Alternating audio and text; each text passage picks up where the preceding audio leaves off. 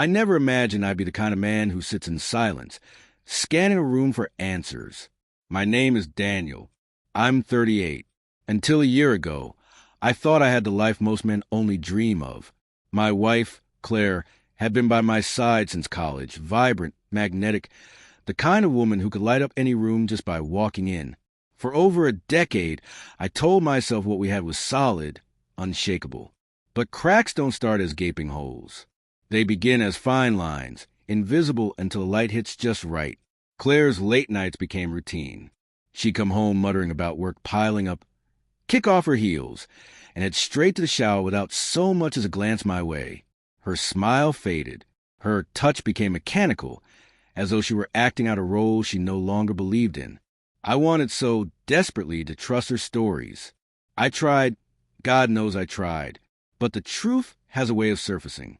It pushes, it claws, it shouts, no matter how hard you try to ignore it. The first scream came in the form of a receipt. Dinner for two at a restaurant she claimed she hadn't visited in years. Then a bold lipstick at the bottom of her bag, a shade she'd never worn. And finally, a late-night phone call in the kitchen. Whispered words meant for someone who wasn't me. Even then, I stayed silent. I told myself silence would hold everything together. But silence doesn't save you. It erases you. Then came the night it all shattered. She came home laughing, cheeks flushed, carrying the faint scent of cologne I didn't own, tossing her purse onto the couch, humming as though nothing were wrong. She didn't notice the photograph on the mantel. It wasn't a family photo, nor a vacation memory. It was a single picture I had placed there just hours before. Claire at that same restaurant, smiling in a way she hadn't smiled at me in years, another man's arm resting easily around her shoulders. Her laughter stopped abruptly, like a wire had been cut. She froze mid-step, staring at the photograph, mouth slightly open, no sound coming out. Color drained from her face. For the first time in months, she looked directly at me. Not through me, not past me, but at me.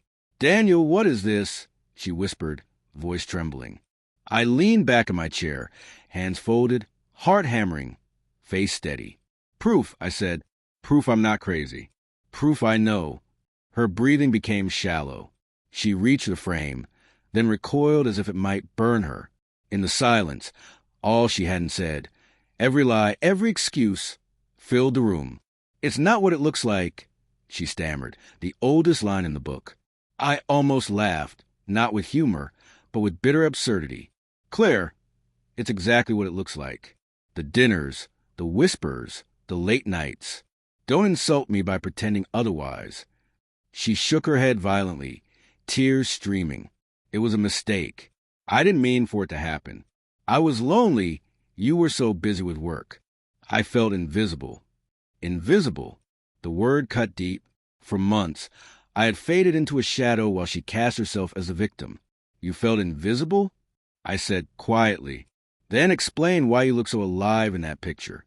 That smile, you haven't given me that smile in years. You had enough life for him." Her sobs grew louder, echoing off the walls. She crawled toward me, reaching for my hand, but I pulled away.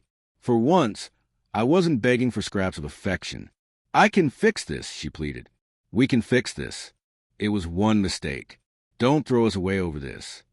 But it wasn't one mistake. It was a chain of choices, each a cut, each a betrayal that drained us dry. Betrayal isn't a single act. It's a slow death by 1,000 tiny wounds. I stood and walked to the mantel. She flinched as I lifted the photo. I studied her for a moment, the way she leaned into him, her happiness radiating like a cruel light. Then I set it gently on the coffee table between us. "This isn't just a picture, Claire," I said. "It's a mirror. It shows me the truth you never had the courage to speak. And now that I've seen it, I can't unsee it." She dropped to her knees, clutching my leg, tears streaming. "Please, Daniel, don't leave me. Don't end us like this." I looked down at the woman I had once vowed to love until my last breath. All I felt was emptiness. The love had drained away after months of deception. What remained was clarity. "You ended us the moment you chose him," I said softly. "All I'm doing now is accepting it." Her sobs filled the house as I walked past her, past the life we built, past the ghost of the man I had been.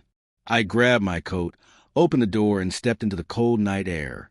The photograph still sat on the table, her betrayal frozen in time. And for the first time in months, I didn't feel invisible.